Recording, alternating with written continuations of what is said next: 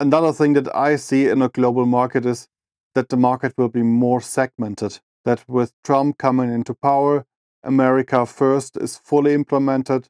So you have a lot of production moving into NAFTA or even the US market to avoid the whole tariffs coming up.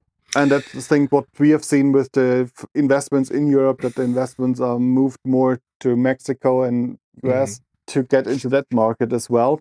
I don't know what I think about this. I mean, one piece of my brain thinks that more customs, more tariffs will actually increase inflation rates and other things, and that in the turn will lead to higher interest rate, and then cooling down the economy, and we are in a big long recession wave. I mean, that's one way of seeing it. Another way of seeing it is that finally someone is taking up this subject and realizing that we have certain countries where the subsidiaries for making aluminum, producing something with aluminum, and then shipping it to us is so high that we will never compete on the same ball game. So, I mean, it's maybe this truth is somewhere in between. I don't know. Yeah, but for me, if you have now, for example, what we have digital products, these things don't have borders.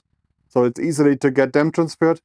And I think if you do as a foundry, do bold things, do something differently, you will have a very prosperous future. As for example, you have a foundry that is producing in North America, shipping to Europe. Why don't you call them up and, for example, do a cooperation? You do the European volumes and I do the American volume, and you split them just differently and get new business with a new global alliance as become a opponent to the big foundry groups that have foundries all over the world. But these things always happen. Well, I mean, the second you invent a new law, a new rule, people start to try to figure out how to bypass it in the most optimal way.